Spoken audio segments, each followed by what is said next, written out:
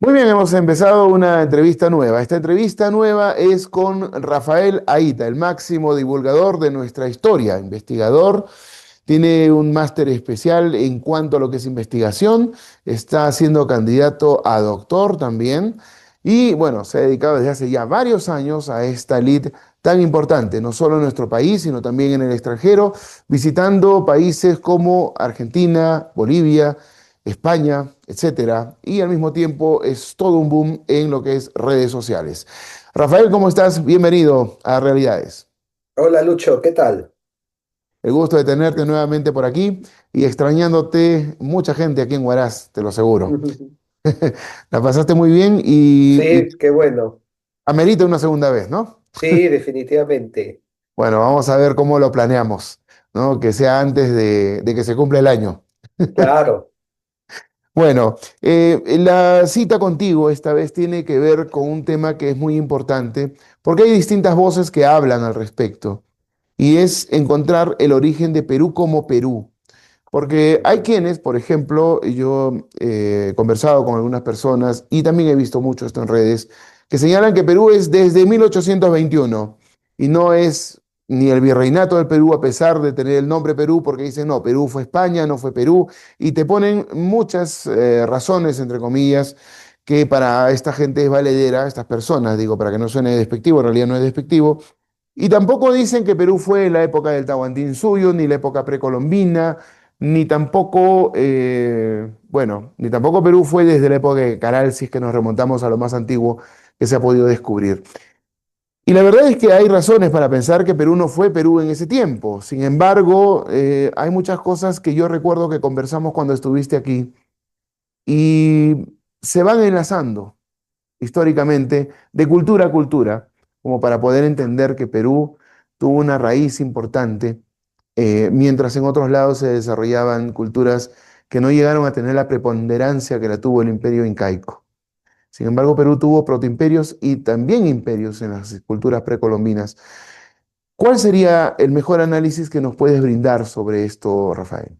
Bueno, esto es un tema que ha sido abordado varias veces. De hecho, el mismo hecho de que se esté formulando todavía la pregunta ya nos dice qué complejo esto es, ¿no?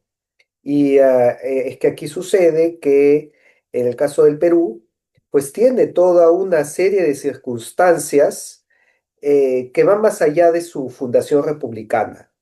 Y eso nos es tangible, incluso al recorrer sus monumentos, sus huacas, a recorrer pues toda la historia hispánica y prehispánica, nos encontramos de que esta ha sido tierra de imperios y ha habido una gran cultura antes de la República, ¿no? Cosa que de repente no pueden decir otros países vecinos sin ninguna intención de colocarlos a menos, pero que toda su historia es básicamente republicana.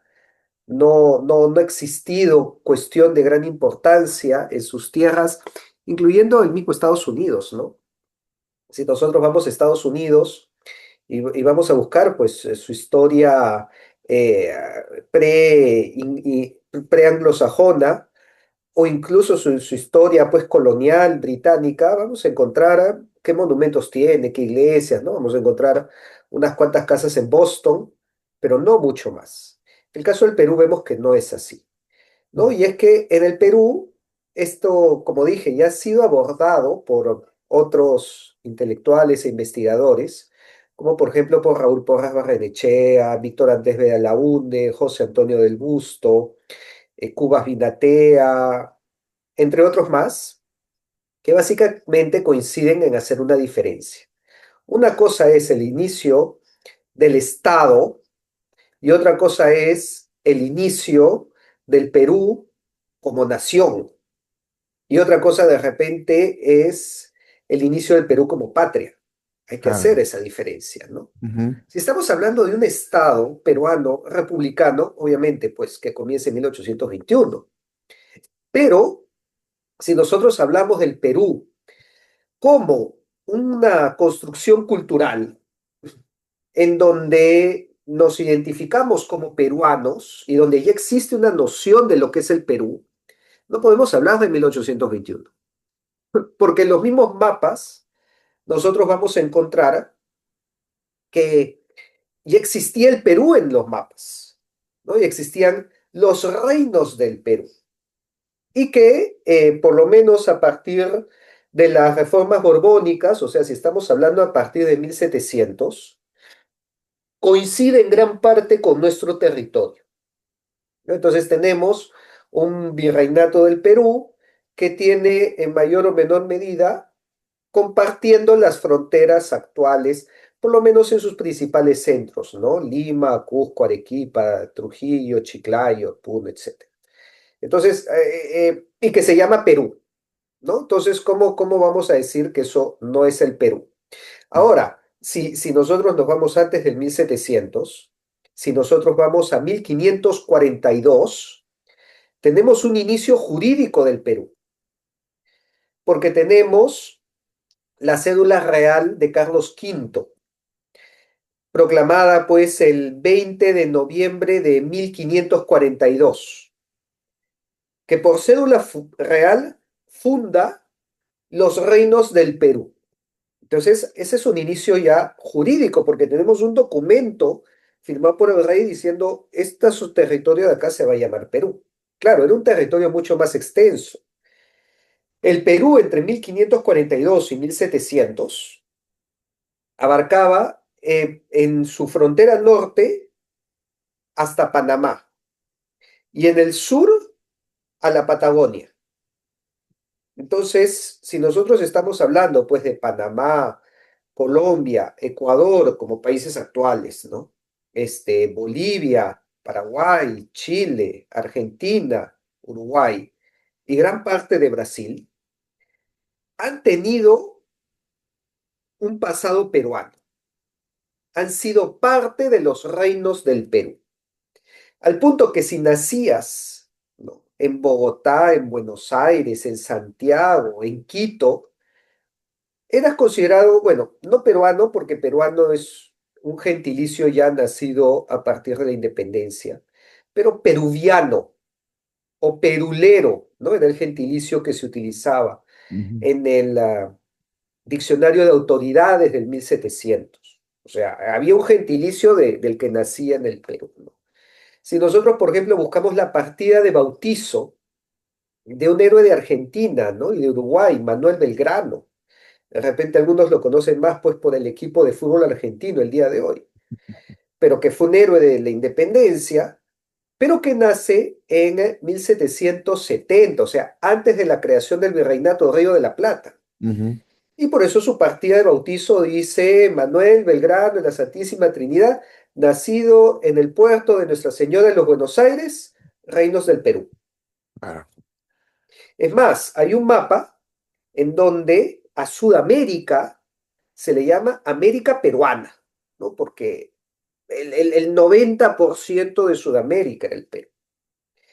Y esto comienza en 1542 con esta cédula de Carlos V y dura hasta 1717, que se crea el Virreinato de Nueva Granada, que ya comprende Panamá, Venezuela, Colombia y Ecuador, Ujú. y en 1776 se crea el Virreinato del Río de la Plata.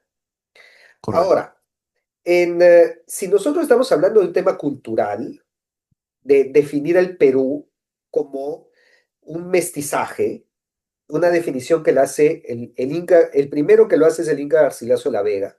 Posteriormente lo han hecho otros autores, ¿no? Como José Antonio el Busto. Pero en la primera definición de lo que es el Perú aparece en la dedicatoria de los comentarios reales del Inca, que dice que le dedica esa obra a los indios, mestizos y criollos del Perú. Entonces, esa es una definición de Perú, la primera, ¿no? Por eso se dice que el Inca Garcilaso es el primer mestizo cultural. Si definimos al Perú como la unión de este mestizaje, indios, mestizos y criollos, esto comienza en 1532, con la llegada de Francisco Pizarro, y específicamente con el matrimonio de Pizarro con la hermana de Atahualpa, ¿no? Con Inés Huaylas Yupanqui en donde tiene los primeros hijos mestizos propiamente dichos, ¿no? De repente los primeros peruanos, en una cuestión de mestizaje, en una cuestión de sangre, Claro. los hijos de dos imperios, y no eran poca cosa tampoco, ¿no? Porque era el hijo, bueno, la hija era una primera mujer, Francisca Pizarro Yupanqui, era la hija del Marqués de la Conquista, y al mismo tiempo su abuelo era Huayna Cápac, que era descendiente de un inca, ¿no? Entonces, Ujú. es un origen imperial, Claro. ¿no? Pero aún así, acá se complica también el asunto, porque cuando los españoles llegan, ellos dicen que llegan al Perú, ¿no? Una cuestión ya que nos coloca en una línea gris, Ujú. porque claro, muchos dicen, ¿no? El Tahuantinsuyo no era el Perú. Si tú le preguntas, pues, no sé, regresas en el tiempo y le preguntas a Pachacútec, ¿qué es el Perú? Lo más probable es que no sepa responderte, ¿no? Entonces, no tenían una noción de Perú. Sin embargo, los españoles se encuentran ya un imperio, una estructura, a la que se llama Perú. Y por eso tienes la declaración del virrey Luis de Velasco, ¿no? Que dice, que habla del imperio peruano fundado por Manco Cápac I, ¿no? Y por eso tienes que en esta época se hacen cuadros del sistema de los reyes del Perú, el sistema político del Perú. Y aparecen los 14 incas y luego de Atahualpa los reyes de España. Y te dice que Manco Cápac fue el fundador del imperio peruano. Entonces, claro, para los españoles ya existía un Perú antes de ellos, que es algo también que tomar en cuenta. Y por lo tanto, si nosotros estamos hablando del Perú como una unidad de esta diversidad, ¿no? Porque hasta el día de hoy se nos repite, pero el Perú es pues una diversidad, ¿no? Heterogeneidad de lenguas y culturas, y hay más de 40 lenguas, y de tradiciones, y de costumbres, y de usos. Bueno, pero que estamos juntos. ¿De dónde viene esa unión? ¿Cuándo, en qué momento comenzamos a estar juntos? ¿No? O sea, esto, vamos, no es que se unieron por consenso propio, ¿no? Hubo una época en que este territorio estaba repartido entre una serie de etnias y culturas, ¿no? Los chimur, los chancas, los huaylas, los huancas, los chachapoyas, los cayamarcas, los aymaras, los quechuas, los Ujú. chinchas Ujú. que no eran una homogeneidad, no estaban juntos, y seguramente si hubieran permanecido así, el día de hoy nosotros seríamos como Centroamérica, y en el Perú habrían 10 países. Y seguro ni siquiera se estuvieran preguntando eso, porque tendríamos pues la República Huanca, la República Huaylas, la República Chincha, la República Quechua, la República Aymara, y cada uno diría, bueno, yo soy Aymara, yo soy Quechua, yo soy Huaylas, yo soy Huanca, y eso viene pues de toda mi tradición, y se acabó el problema. Estaríamos completamente atomizados. Y estaríamos atomizados y estaríamos pues Ujú. no como Centroamérica. Claro, y no tendríamos tampoco 10 países, sino por lo menos 20 o Tal más. vez, Sí. ¿no? De repente. Mm. Entonces, ¿en qué momento, pues, todo ese mosaico forma el Perú? Y eso sucede a partir de Pachacútec, Inca y Yupanqui. Y podemos, si nosotros hablamos que el Perú es esta unidad nace a partir de el Inca, Pachacútec, que comienza un proyecto imperial Ujú. para que todas esas etnias y culturas se integren a un imperio y les construye caminos para integrarlos y con almacenes en los caminos y les lleva tecnología y hace traslado de poblaciones para que aprendan el idioma. Y fíjate que esto no es poca cosa, porque Pachacútec comienza este proyecto de unidad a partir de una visión.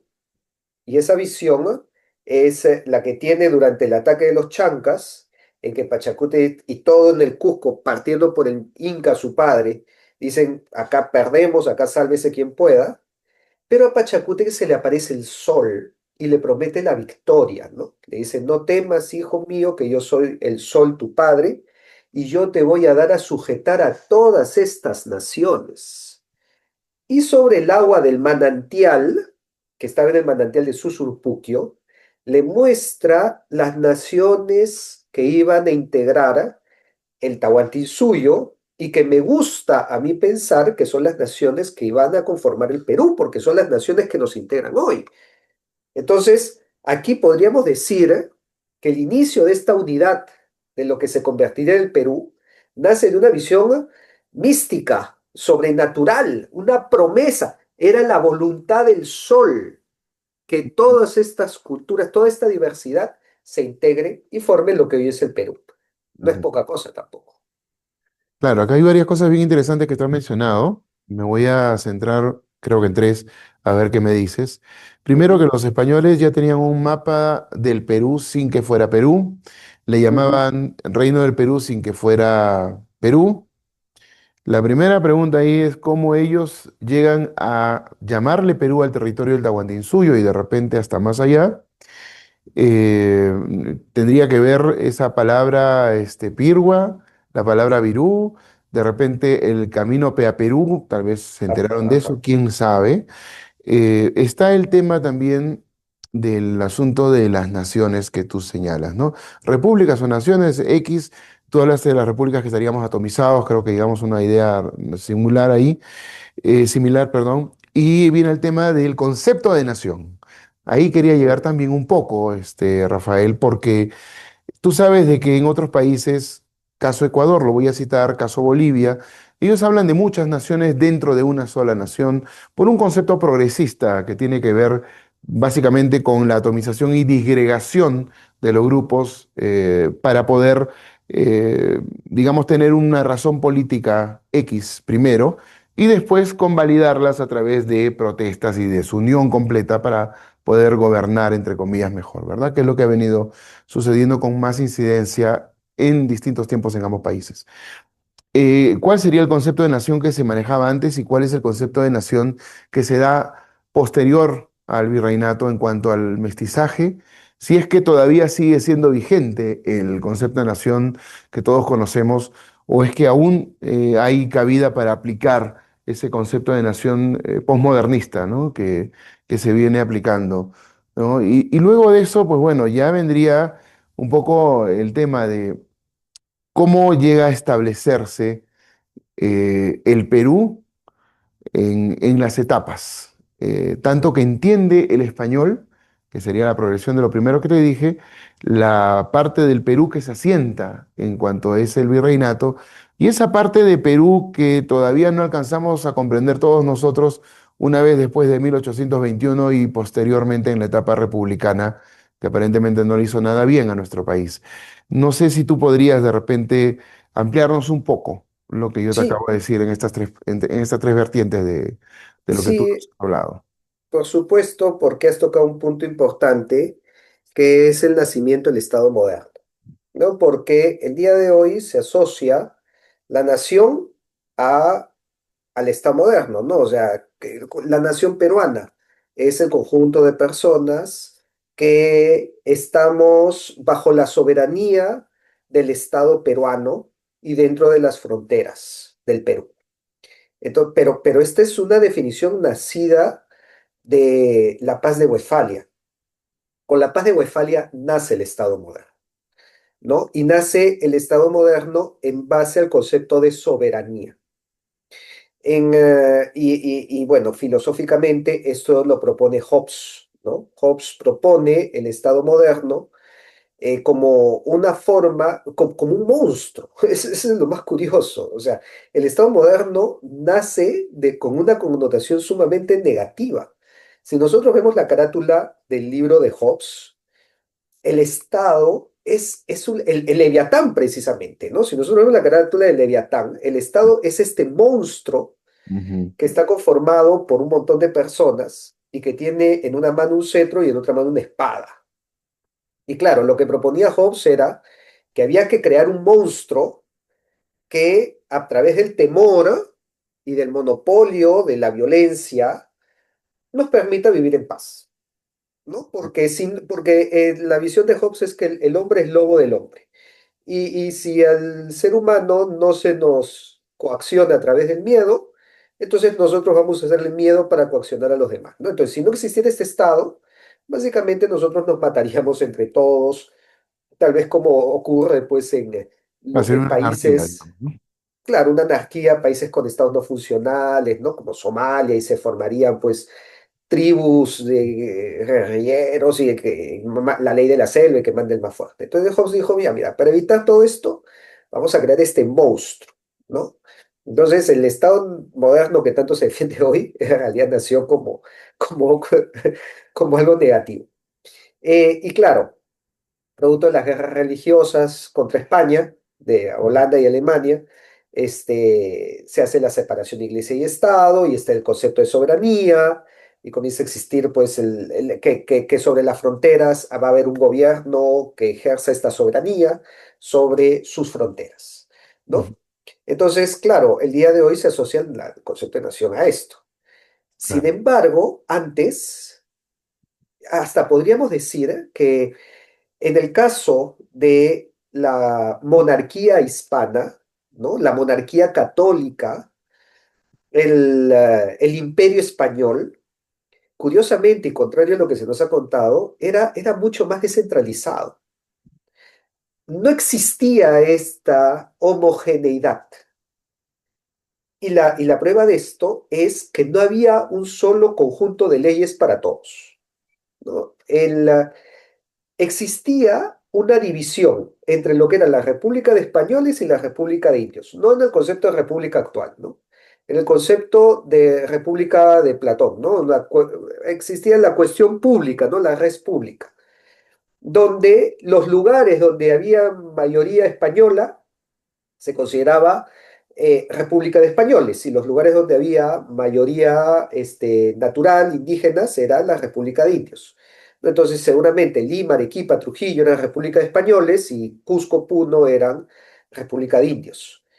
Y la República de Españoles regían las leyes de Castilla y se sometían al virrey. Y la República de Indios estaba regido por sus propias leyes, que eran las leyes de Indias, y tenían sus propias autoridades y estaban bajo el curaca. Y el curaca era el nexo, pues, entre su comunidad y el virrey. Pero en su comunidad mandaba el curaca y incluso ponía su propia ley y impartía su propia justicia. Ujú, Y era como una nación, porque no existía esta homogenización, claro. ¿no? Entonces, No había una constitución, ojo, ¿no? no había una constitución. Ujú, Entonces, estaban unidos por figuras personales, que era la figura del rey, ¿no? O sea, quien unía a los reinos del Perú con los reinos de Nueva España, con el reino de Castilla, con el reino de Aragón, con el reino de Granada, con el reino de Navarra, con el reino de Sicilia, con el reino de Nápoles, era el rey. No era una constitución, ni siquiera una bandera, no eran fronteras, no era un estado, era la figura del rey, era una persona. claro. Entonces, ¿y cómo es que existía este pacto? A través de la palabra, ¿no? O sea, yo prometía, hacía un juramento al rey, ¿no? Pero era de persona a persona, ¿no? Era este pacto de vasallaje, ¿no? O sea, con los curacas, ¿no? El curaca le prometía una alianza al rey, allá. Entonces era el curaca y el rey, era una cuestión muy personal, no tan, digamos, como es el día de hoy. Ujú, Y por lo tanto era mucho más descentralizada y heterogénea. Yo cuando escucho que aquí se reclama, pues, y muchas veces con razón, ¿no? Que se reclama, pues, que son, no sé, la nación aymara, la nación huanca, ujú, y que son pues, como si fuera su propio país. Esto viene de la época de los Austrias, de los claro. Habsburgo, del virreinato de España, en donde vivían así, o sea, especialmente los huancas. Los huancas eran casi una república independiente dentro del Perú. Si te ibas al Valle del Mantaro, ahí hacían según lo que ellos querían, ¿no? El virrey ni siquiera entraba al Valle del Mantaro. De hecho, creo que el último virrey, o el único virrey que recorrió todo el Perú fue el virrey Toledo. fuera de él, a ver, que alguien me diga, ¿no? Yo no he encontrado otro virrey que salga de Lima o que se vaya recorriendo el Perú. No Claro. podía salir de Lima en una visita, ¿no? El virrey Morcillo que iba a Potosí, lo recibían, pero era una cuestión de visita protocolar. No, no era, digamos, que iba a pasar lista. Entonces, por lo tanto, esto se rompe precisamente con la entrada del Estado moderno para el 1700 y en el Perú con las reformas borbónicas. Ujú, Cuando cae el cambio de dinastía de los Austrias a los Borbones eran franceses y por lo tanto traen todo el pensamiento de la Ilustración, del Estado moderno y de todo esto. Recordemos que la paz de Westfalia la habían hecho franceses, ¿no? Richelieu, Mazarino y toda esta gente. Entonces trajeron todo este pensamiento del Estado moderno a centralizar, a quitarle el poder a los curacas, y eso nunca les gustó. Es por eso que tú ves que las grandes rebeliones, Tupac Amaru II, Juan Santos Atahualpa, Tupac Katari, son en el siglo XVIII. No son pues en el siglo XVI y XVII, ujú. ¿no? Ahí más bien pues estaba todo tranquilo porque cada uno mandaba en su comunidad, ¿no? Entonces, yo creo que es un anhelo porque cuando viene la independencia, el pensamiento republicano, criollo, liberal era afrancesado y venía con las ideas de la Ilustración y de la Revolución Francesa. Entonces era peor todavía en el sentido que buscaba un Estado donde ya todos eran ciudadanos y todos obedecían al presidente y todos estaban regidos por la misma ley y se pasaba por encima de todos los usos, tradiciones y costumbres y fueros que habían respetado los Austrias y que durante la época de los Borbones pelearon para que se respete. Y en la independencia se les respetó aún menos, ¿no? Porque se les buscó homogenizar y decir, mira, ¿sabes qué? Ahora tú me hablas español y vas a tener, pues, y vas a votar y vas a obedecer al presidente que está en Lima. Eso no pasaba en el virreinato, ¿ah? Y voy a poner un ejemplo clarísimo para que la gente, porque muchos seguramente van a decir, no, pero ¿qué está hablando si nos impusieron el español? En 1821, el 80% del Perú hablaba quechua. El día de hoy creo que llega al 13%. El quechua y la gran cantidad de lenguas autóctonas y naturales se pierden en la República, porque la Ujú. República buscó esta uniformización, ¿no? Que todos sean iguales, que todos hablen el mismo idioma, ahora todos van a ser ciudadanos y todos van a ser peruanos. Que no me vengas, que yo soy huanca, que yo soy mara, que yo soy quechua. Acá todos son peruanos, todos tienen DNI, todos son iguales ante la ley y se me acabó el asunto. Y lo que vemos de reivindicar esto es justamente una lucha contra este Estado moderno. Pero es porque el Perú no comenzó con el Estado moderno. De repente eso va a tener más sentido en Estados Unidos, que sí comenzó así, ¿no?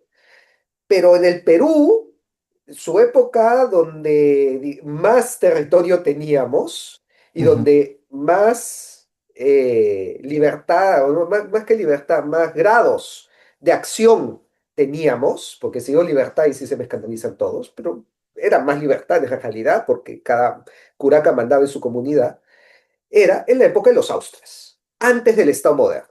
Ujú. Era una monarquía compuesta. Y por lo tanto, estos lugares eran reinos dentro del reino del Perú. Por eso tú vas a ver que en ningún documento aparece el reino del Perú. Eran los reinos del Perú. Y que estaba integrado por el reino de Quito, por el reino de Chile, ¿no? Por el reino del Perú. Pero dentro del reino del Perú estaban los señoríos, Chachapoyas, Chimú, Quechua, Huanca, Aymara, y que cada señorío tenía su curaca y tenía su cabildo, el cabildo de indios, ¿no? Entonces, todo eso se termina con el Estado moderno. Y yo creo que un remanente de querer esa autonomía y esa descentralización, en realidad no lo saben, pero viene del gobierno de los Habsburgo, de los Austrias, que era esta monarquía compuesta. Ujú. Bueno, pero hay un tema allí, ¿no? Es que tampoco uno podía, fuera de cualquier cosa, se hubiese dado otro tipo de orden político o social dentro de cortar ciertas libertades, cortar parte de la cultura, como nos mintieron en el colegio, ¿verdad? Porque que cañonearon tal lugar, que cañonearon tal otro, que hicieron esto, el otro. Bueno, no es que el virreinato haya sido una entelequia tampoco, ¿no? El Tahuantinsuyo Ujú, mucho menos. Pero el tema está en que hubo un respeto que se perdió cuando entraron los Borbones. Hubo un ujú. tiempo que no fue corto en el que se vivió, digamos, con cierta organización, digamos, no tan armónica quizá, pero suficiente como para que la convivencia sea positiva, ¿no? Mira, este tiempo que mencionas Mm. fue entre 1572, que termina la rebelión de Vilcabamba, y que termina el Tajiongoi también, que fue esta revuelta en contra de la hispanidad, de la hispanización. Esto termina en 1572 y dura hasta el 1750, vamos a ponerle, que comienzan la Casi 200 rebelión años, de casi, bueno, estamos casi 200 años, 180 años, digamos, más o menos. 180 años en que el Perú no tuvo ejército. Y no tuvo ejército, ¿sabes? No había ejército del Perú. ¿Por qué? Porque no lo necesitaba. No había guerra. No había, a ver, no había grandes conflictos, no había grandes rebeliones como se vieron después. Y son casi 200 años que yo lo llamaría la Pax Peruana, porque así como se nos ha enseñado que hay una Pax Romana, en donde Europa vive pues un tiempo en donde no hay guerras, donde no hay conflictos. Claro, siempre los romanos tenían un alzamiento por acá, un alzamiento por allá, pero era una época en donde, comparado a lo que vendría en otras ocasiones, se vivía con mucha tranquilidad. Bueno, si existe una Pax Romana, bien podríamos hablar que en Sudamérica existió una Pax Peruana. Es posible que se pueda comparar algún momento, digamos, de cierto auge, de cierto, ¿cómo decírtelo, Rafael? No digo como la Pax peruana que tú citas, pero por lo menos algún momento floreciente para todos, me refiero, no solo para una Ujú. panaca, ni para el imperio en sí como territorio del Tahuantinsuyo con esa parte que tú acabas de citar dentro del virreinato del Perú. ¿O son cosas tan distintas que no se pueden comparar o no se puede encontrar tampoco eso dentro del Tahuantinsuyo, digamos por su organigrama o su orden político y social que era piramidal y clasista? A ver, yo sí creo que en el Tahuantinsuyo tuvo su época también de Pax, ¿no? Tuvo su Pax incaica, llamémoslo así. Ujú. Y yo creo que fue el gobierno de Tupac Yupanqui. Si el día de hoy se recuerda a Tupac Yupanqui, es porque no solamente fue el gran conquistador, porque amplió las fronteras, sino es porque el que mayor supo mantener una estabilidad que permitió las grandes construcciones y lo que vemos.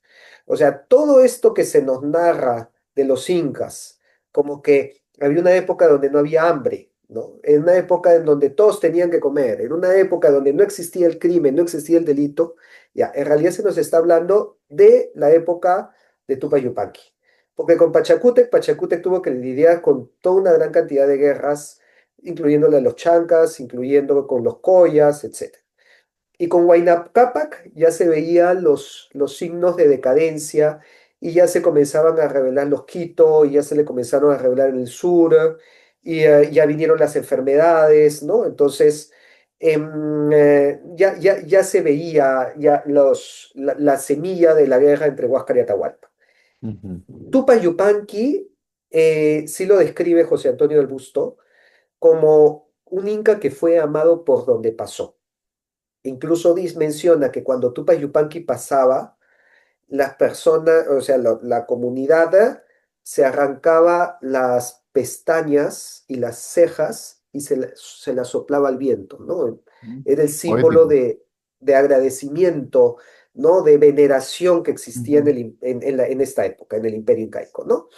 Ahora, claro, también fue una época de repente más corta incluso, ¿no? Sí. Y sí, pues tú sales fuera de Tupac Yupanqui y vas a encontrar pues toda una serie de guerras, conflictos, divisiones terribles, ¿no? Pero con Tupac Yupanqui yo sí puedo decir que, bueno, yo no, ¿no? La historia, José Antonio El Busto, dicen que hubo una buena estabilidad que podríamos llamarlo este periodo de paz.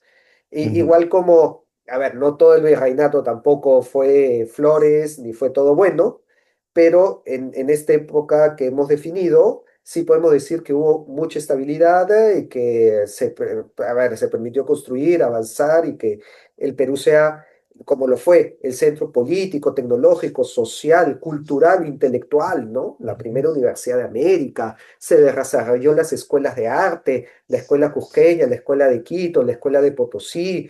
eh, las bibliotecas peruanas tenían más ejemplares que la Universidad de Harvard, ¿no? O sea, desde afuera venían a estudiar al Perú, o sea, era una época que yo creo que si nosotros tuviéramos más presente cómo fue, nos reconciliaríamos más con la historia y estaríamos un poco más orgullosos del Perú, porque en realidad fuimos un foco que iluminó a todo Sudamérica con Claro, el arte, con la cultura, con las universidades, etcétera. el comercio, el orden, El comercio, todo. la religiosidad, las iglesias que había, ¿no? O sea, todo esto comienza, la gastronomía, la fiesta, las danzas, muchas de las cosas que estamos hoy orgullosos surgen durante esta época también.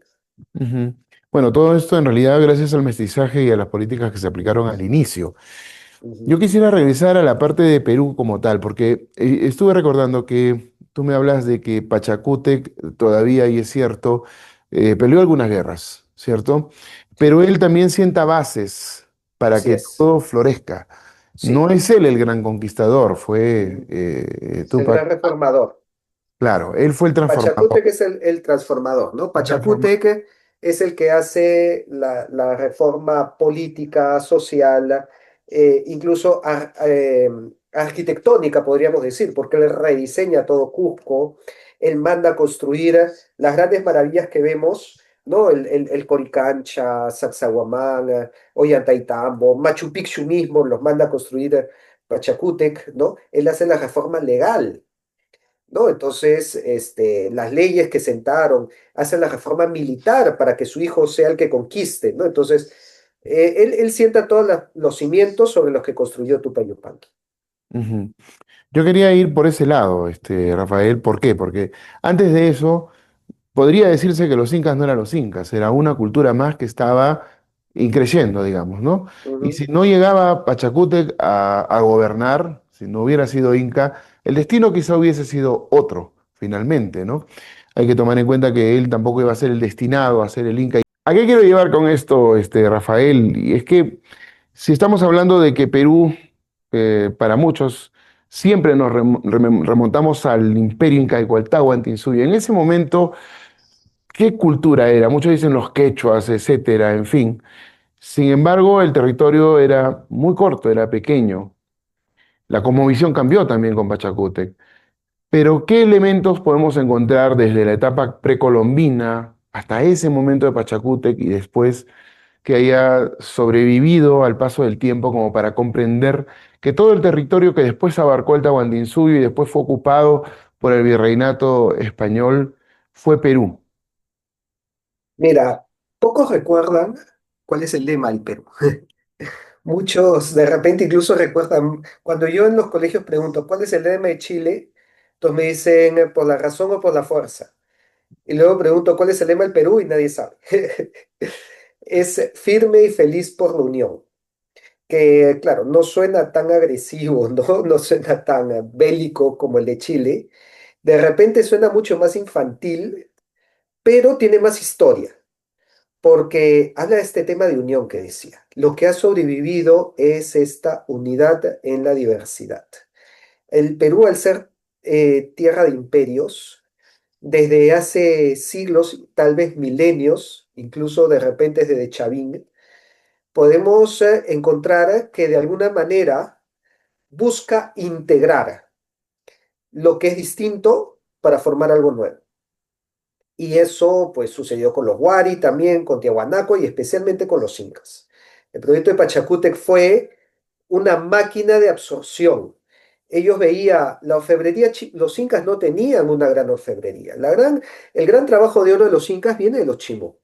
¿No vieron en la orfebrería chimú? Ah, ya, ven para acá. Vas a venir a hacer oro para Cusco.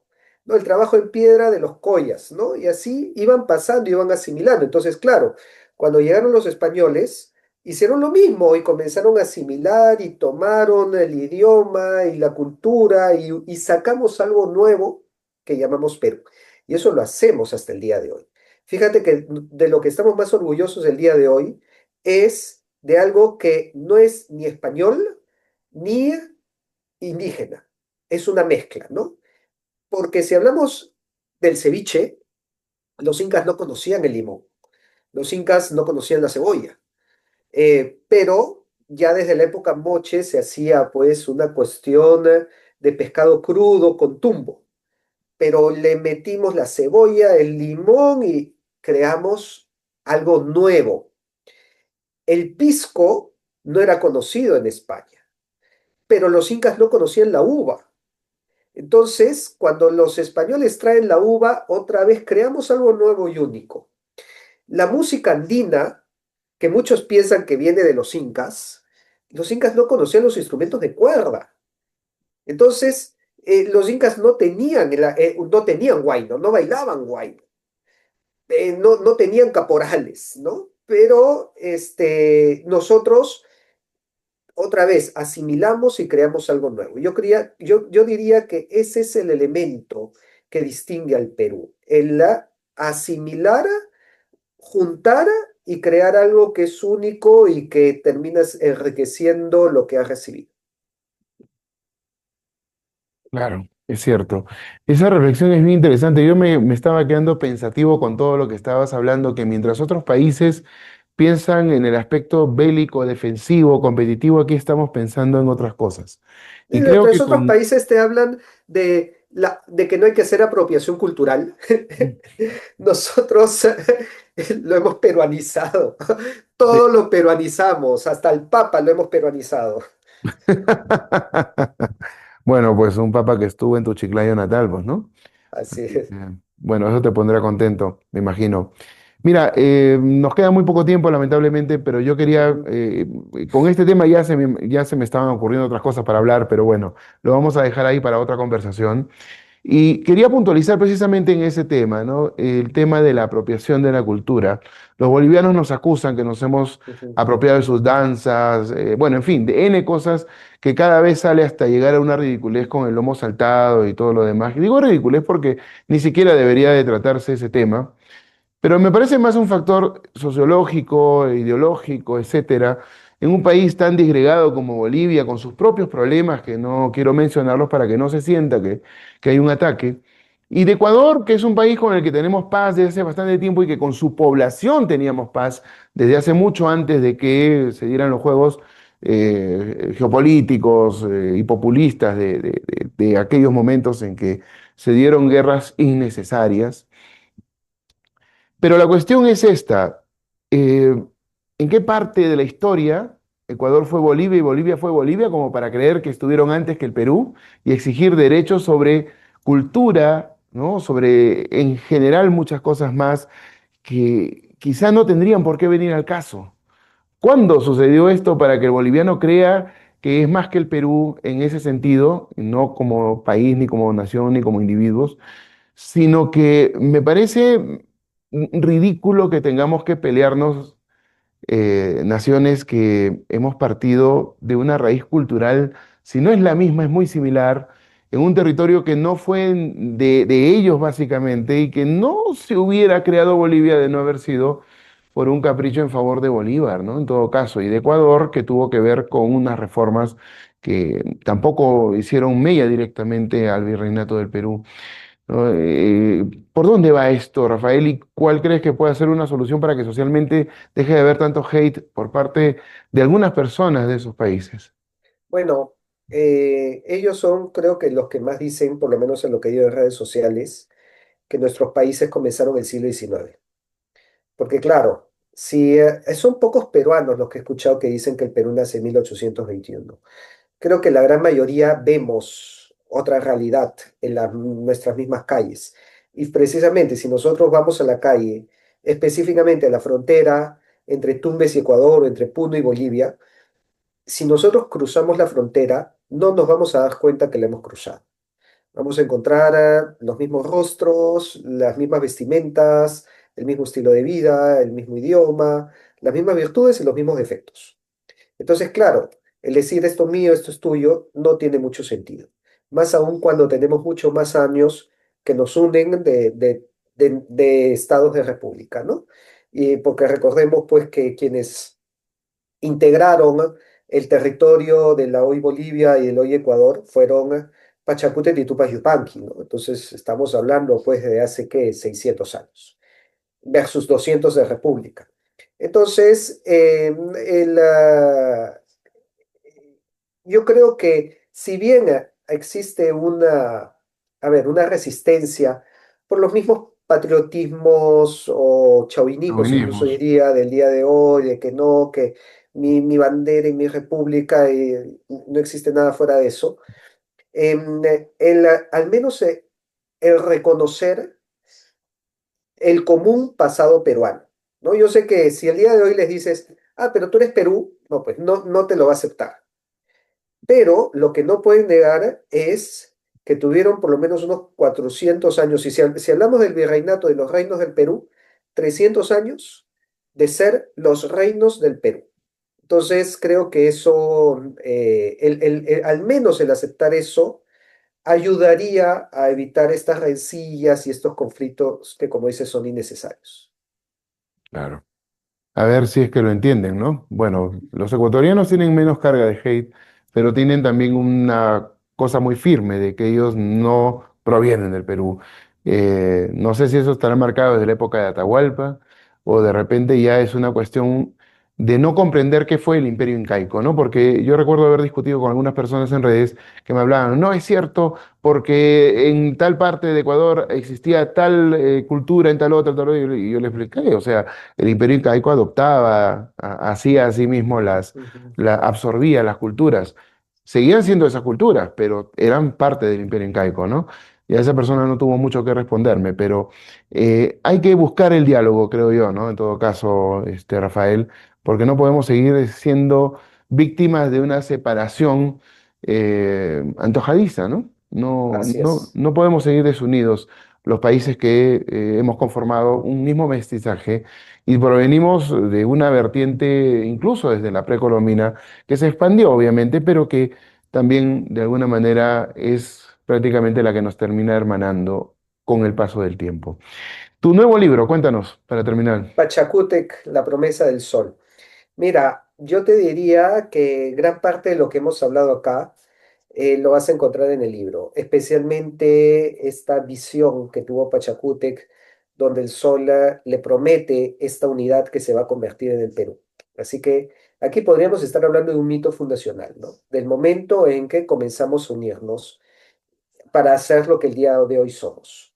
Y claro, ahí es una novela, es la vida de Pachacútec, pero narrada en modo novela, no es un libro de historia, pero sí tiene mucho fundamento histórico. Yo diría que el 80% del libro está basado en las evidencias de las crónicas, en el libro de María Rodborowski, y nos explica que esto fue en medio de una gran adversidad, ¿no? Ujú. La guerra de los Chancas fue terrible para los incas, pero entre esa adversidad, pues surgió algo que nos unió a todos nosotros, ¿no? Entonces, trae muchas lecciones, muchos aprendizajes para el día de hoy. Por eso yo siempre lo recomiendo que sea para todo público, especialmente para los jóvenes que quieren, pues, saber cómo salir, sacar al Perú de esta adversidad y que aprendan que por más que tengamos todo en contra, ha habido épocas peores y hemos salido adelante, ¿no? Entonces, si quieren encontrar Pachacútec, La Promesa del Sol, está o en librerías Crisol o si no hay una librería Crisol en tu ciudad, se encuentra en Buscalibre. Y Buscalibre sí hace envíos a todo el Perú. Entonces, También lo pueden pedir por internet a través de Buscalibre y les va a llegar, bueno, con algún o 1 o 2 días de retraso, pero va a llegar. Bueno, sí hemos comprado libros en Busca Libre, así que tenemos la experiencia. Pueden tener confianza de comprar en su página web. Así es que podríamos tener tu libro. Dime, ¿este libro es netamente histórico, es conceptual, es literalizado, como de repente hiciste alguna obra medio literaria, novelado, mejor dicho, para Es que sea... novelado. El libro es novelado, pero he buscado que la mayor parte esté basado en lo que el día de hoy sabemos, a Ujú, través de las crónicas y de los libros de historia de la vida de Pachacútec Inca Yupanqui, ¿no? Entonces, muchos incluso me han comentado de que muchos datos que pensaron que era fantasía, después los han buscado y han encontrado de que sí, que era parte de la vida de Pachacútec. Así que ujú, el libro está orientado hacia eso. Es una novela para que sea leída de manera muy ligera, de manera muy entretenida. Está pensada en un público que de repente no está acostumbrado a leer o que dice, ah, qué aburrida la historia. Justo está pensado para que sea muy ligero, para que no sea aburrido, ni tedioso, ni pesado. Y que te llame, la idea es que después de eso busques por tu cuenta, investigues y vamos, si después de eso pues te animas a comprar el libro de Pachacute de María Jodorowsky o de buscar sobre la vida de Pachacútec en internet, pues el objetivo está cumplido porque hay que conocer más acerca de este Inca que, como su nombre lo dice, transformó el mundo, marcó un antes y un después para todos nosotros. ujú. Y a tal punto, no en el pasado, no para los incas solamente, para el día de hoy, ¿no? En otras ocasiones que me encuentro con economistas, yo les pregunto si podrían calcular qué porcentaje del PBI del Perú en turismo se lo debemos a Pachacútec, porque si sumamos pues todo el turismo que recibimos por Machu Picchu, por Cusco, por Ollantaytambo y por las construcciones que dejó Pachacútec por el Perú, de repente yo me animaría a decir que Pachacútec colabora más al PBI de hoy que cualquier otro presidente que hemos tenido en la República. Así Bueno, de importante es Pachacútec, Inca Yupanqui para nosotros y creo que por eso es un deber conocerlo. es el reformador, fue reformador y es el sempiterno del PBI entonces. A quien le debemos gran parte de nuestro turismo Sí, y pues. tener una maravilla mundial, Y lo que falte por descubrir, porque lo esperemos que de que haya más falte. cosas en valor, porque se supone de que, puestas en valor, digo, porque se supone que deben de existir otros emplazamientos, futuros centros arqueológicos más adelante, ¿no? Sí, sí, ahorita mismo estamos hablando de Choquequirao, que es Ujú, más grande que Machu Picchu y por tiene supuesto. mucho más potencial para desarrollar. Así es. Bueno, pero Machu Picchu ya se llevó todos los aplausos del mundo. Cuando hagan otro concurso de más maravillas, seguramente Choquequirao va a participar, porque es lo que tú dices, mucho más grande y seguramente hay más para descubrir dentro del entorno de ese emplazamiento. Y probablemente encontremos otros más, porque no, digamos, no creo que los incas con todo el tiempo que tuvieron y con toda la capacidad para hacer estas obras y las motivaciones que hasta hoy no se entienden, probablemente hayan construido algunos otros lugares que no se han descubierto todavía. En la Así- selva, en Sí, Paititi, exactamente. ¿cuánto nos falta En descubrir la Haití. Amazonía? Mira, yo le estuve preguntando ese dato a algunos historiadores, ¿no? Ujú, ¿Cuánto nos falta por descubrir?